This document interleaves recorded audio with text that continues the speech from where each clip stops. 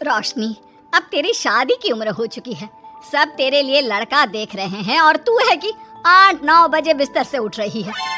Mummy, क्या आप भी सुबह सुबह ज्ञान दे रही हो? सोने तो दो कम से कम। क्या करें, अब तेरी हरकतें ही ऐसी हैं। चल अब बिस्तर छोड़ और मेरे साथ खाना बनाना सीख। ना, मैं नहीं बना रही खाना वाना। आप प्लीज जाइए ना यहाँ से। रोशनी की बातों से निराश होकर निशा वहाँ से चली जाती है। निशा, तुम रोशनी को घर का कामकाज क्यों नहीं सिखाती? अगर यही हाल रहा फिर तो 2 दिन में उसके ससुराल वाले उसे यहाँ छोड़कर चल देंगे। मैं तो बहुत कोशिश करती हूँ उसे घर की जिम्मेदारियाँ सिखाने की, लेकिन वो मेरी सुने तब ना। आप तो जानते ही हैं ना कि वो कितनी जिद्दी है। हमें निशा के लिए एक ऐसा लड़का ढूंढना होगा जिसका भरा पूरा परिवार हो। सास ससुर से लेकर जेठ जेठानी देवर ननद सब हो। यहाँ ना सही, लेकिन शादी के बाद उसे वहाँ अपनी जिम्मेदारियों का एहसास जरूर होगा। कुछ दिनों के बाद रोशनी का परिवार उसके लिए लड़का देखना शुरू कर देता है और एक दिन चिराग नाम का लड़का रोशनी को देखने अपने परिवार के साथ उसके घर पहुंच जाता है। देखिए भाई साहब, मैं पहले ही आपको बता देती हूँ, हमारा परिवार बहुत बड़ा है, इसलिए अगर आपकी लड़की हमारे घर की जिम्मेदारियाँ बिना नान नुकुर के उठा सकती है तभी हम ये रिश्ता पक्का करेंगे। अरे ये भी कोई बोलने वाली बात है बहन जी। हमारी रोशनी आपके पूरे परिवार को बैठे बैठे खिला सकती है। इतनी जिम्मेदार है मेरी बेटी। अगर ऐसी बात है फिर तो हमें इस रिश्ते से कोई आपत्ति नहीं है। तो फिर चट मंगनी पट ब्याह के बारे में क्या ख्याल है? हाँ बिल्कुल। शादी में देर किस बात की? 3 हफ्ते बाद ही शादी का शुभ योग है। अगर आपको कोई दिक्कत ना हो तो हम इनकी शादी भी 3 हफ्ते बाद ही करा देते हैं। अरे हमें इसमें कोई परेशानी नहीं है। इस तरह दोनों परिवारों में शादी की तैयारियां शुरू हो जाती है और कुछ ही दिनों बाद रोशनी की शादी चिराग से करा दी जाती है। शादी के बाद, बहू इनसे मिलो, ये है तुम्हारी दादी सास, ये बड़ी सास और बड़े ससुर, ये तुम्हारे जेठ, ये जेठानी, ये दोनों तुम्हारे देवर और ये इस परिवार की सबसे छोटी बेटी सिमरन यानी कि तुम्हारी ननद है। परिवार में इतने सारे लोगों को देखकर रोशनी का सर चकरा जाता है। वो अपना सर पकड़ लेती है और मन ही मन सोचने लगती है, हे भगवान, ये किस जन्म का बदला लिया है आपने मुझसे? मैंने क्या बिगाड़ा था आपका जो आपने मुझे ऐसा परिवार दिया? बेटा, किस सोच में पड़ गई तुम? और कितने लोग हैं आपके परिवार में? बस हम इतने ही लोग हैं बेटा, ज्यादा लंबा परिवार नहीं है हमारा। अब इससे लंबा और कितना बड़ा परिवार होगा आपका? ये ससुराल कम चिड़ियाघर ज्यादा लग रहा है। कुछ कहा क्या तुमने बेटा? नहीं मम्मी जी, वो मैं बहुत थक गई हूँ, तो क्या अब मैं सोने जा सकती हूँ? हाँ क्यों नहीं बहू। चिराग, बहू को अंदर कमरे में लेकर जा। जी माँ। चिराग रोशनी को अंदर कमरे में लेकर जाता है। चिराग, मुझे यहाँ नहीं रहना, मुझे अलग रहना है। ये तुम क्या बोल रही हो रोशनी?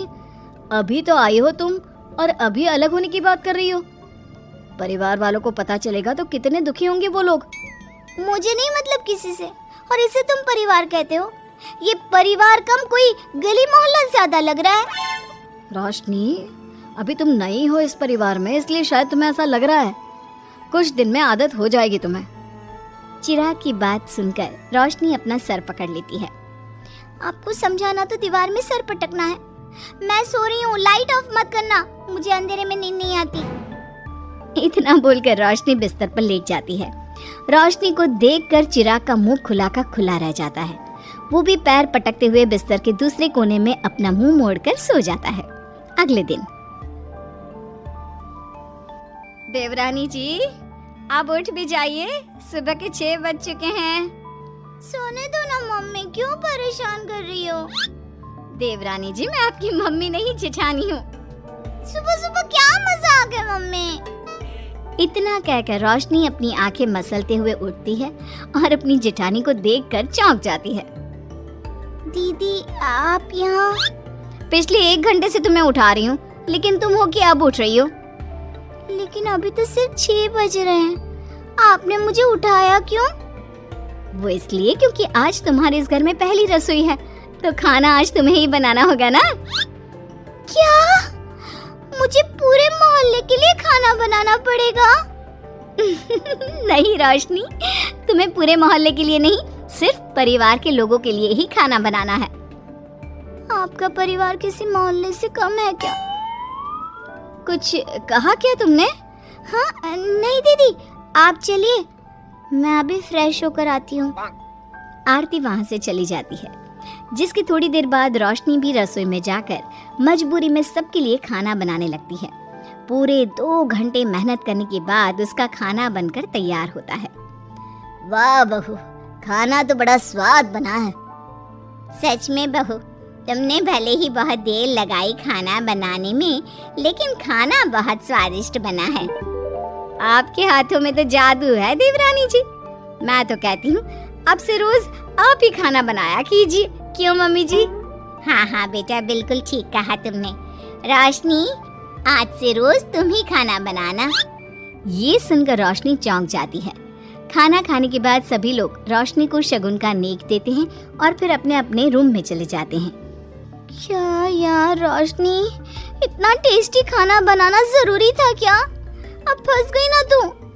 ये सब माँ पापा की वजह से हो रहा है, उनके कारण मुझे ये सब झेलना पड़ रहा है। रोशनी गुस्से में अपने रूम में जाती है और अपनी माँ को फोन मिलाती है। मम्मी, मैं आपको कभी माफ नहीं करूंगी। आपने जानबूझकर मुझे इतने बड़े परिवार में भेजा है, जहाँ मुझे सांस लेने की भी फुर्सत नहीं है। हमने ये सब इसलिए किया ताकि तू अपनी जिम्मेदारियाँ निभाना सीखे। अब मायके की तरह ससुराल में भी अपनी जिम्मेदारियों से मुंह मत मोड़ लेना। मुझे नहीं रहना माँ यहाँ। इस घर में जितने लोग हैं, उतने तो हमारे गली मोहल्ले में भी नहीं थे। माँ, मैं आपसे आपकी सारी बातें मानूंगी, पर प्लीज मुझे यहाँ से ले जाइए। बिल्कुल नहीं, अब से वही तेरा सब कुछ है। वहाँ से भागने के बजाय अपनी जिम्मेदारियाँ पूरी करना सीख, इससे हमें भी थोड़ी खुशी मिल जाएगी। माँ की बातों से निराश होकर रोशनी फोन काट देती है, जिसके बाद उसकी नजर नेक में मिले पैसों पर पड़ती है और वो फटाफट से बिस्तर पर बैठकर पैसे गिनना शुरू कर देती है। अरे वाह, ये तो पूरे 25,000 रुपए हैं। किसी ने भी 5100 से कम का नेक नहीं दिया। चलो अच्छा है, कुछ तो फायदा हुआ इतने बड़े परिवार में शादी करने का। अब इन सब पैसों से मैं अकेले शॉपिंग करूंगी, बहुत मजा आएगा। शॉपिंग के बारे में सोच सोच कर ही रोशनी अपने बिस्तर पर कूदने लगती है। उसे बिस्तर पर कूदता देख सभी लोग चौंक जाते हैं। भाभी, आप ऐसे क्यों उछल रही हो? छोटी बच्ची हो क्या? अपनी ननद की बात सुनकर रोशनी का मुंह खुला का खुला रह जाता है। थोड़ी देर बाद रोशनी घर में बिना बताए शॉपिंग के लिए निकल जाती है और शगुन में मिले पूरे पैसों को शॉपिंग में उड़ा देती है। शाम में, देवरानी जी कहाँ गई थी आप? जानते हैं सब आपके लिए कितना परेशान हो गए थे, कम से कम आपको बताकर तो जाना चाहिए था ना। सॉरी दीदी, मैं आप लोगों को बताना भूल गई। वैसे इतने सारे बैग किस चीज के हैं? तुम शॉपिंग करने गई थी क्या? हाँ दीदी, वो आज नेक में इतने सारे पैसे मिले थे ना, तो मैंने सोचा क्यों ना मैं उन पैसों की शॉपिंग ही कर लूं। अरे वाह, ये तो बहुत अच्छा सोचा तुमने। मम्मी, पापा, सिमरन, देवर जी, सब बाहर आइए। देखिए रोशनी हम सब के लिए क्या लाई है। रोशनी कुछ समझती उससे पहले ही वहाँ सब लोग आ जाते हैं। क्या हुआ आरती बहू, क्यों चिल्ला रही हो? अरे देखिए ना माँ, रोशनी हमारे लिए शॉपिंग करके आई है। वो देखिए, रोशनी हम सब के लिए कितने कपड़े लेकर आई है। आरती की बात सुनकर रोशनी के पैरों तले जमीन खिसक जाती है। उसके मुंह से एक शब्द तक नहीं निकलता। सच में भाभी, आप कितनी अच्छी हो। बेटा, हम सबके लिए तुझे खरीदारी करने की क्या जरूरत थी? अभी तेरी नई नई शादी हुई है, तुझे अपने लिए लेना चाहिए था ना। एक काम कर, ये सारे कपड़े तू ही रख ले, किसी को कुछ देने की जरूरत नहीं है। चलो, कोई तो समझदार है इस घर में। वाह भाभी, कितनी सुंदर ड्रेस है। ये शॉर्ट ड्रेस मुझे पता है आप मेरे लिए ही लाए होंगे, है ना? इसे मैं रख लेती हूँ। माँ, रोशनी इतने प्यार से सबके लिए कपड़े लेकर आई है, हमें मना नहीं करना चाहिए। तू सही बोल रही है बेटा, उसका मन रखने के लिए मैं ले लेती हूँ 1-2 साड़ियाँ। रोशनी झूठी मुस्कान लिए खड़े होकर सब देखती रहती है। देखते ही देखते उसके लाए सारे कपड़े घर वाले आपस में बांट लेते हैं और अब सिर्फ एक रुमाल को छोड़कर उसके पास कुछ नहीं बचता। अब ये रुमाल भी क्यों छोड़ा, इसे भी ले ही लेते। इतने में ही सिमरन रोशनी को आवाज देती है। भाभी, वो गलती से रुमाल रह गया है, क्या वो मुझे मिल सकता है? रोशनी वो रुमाल भी सिमरन को दे देती है। इतनी मेहनत से मैंने ये सब कुछ लिया था, लेकिन इन लोगों से मेरी खुशी बर्दाश्त नहीं हुई, कुछ भी नहीं छोड़ा। थोड़ी देर बाद रोशनी का पति भी वहां आ जाता है। मैंने सुना है आज तुमने सभी के लिए खरीदारी की है, तुम मेरे लिए कुछ लेकर नहीं आई? बस फिर क्या था, इतना सुनते ही रोशनी का पारा हाई हो जाता है और वो चिराग को घूरने लगती है जिससे चिराग डर के मारे वहां से खिसक जाता है। हाय रे, फूटी किस्मत मेरी, जो ये जॉइंट फैमिली मेरे मत्थे चढ़ी।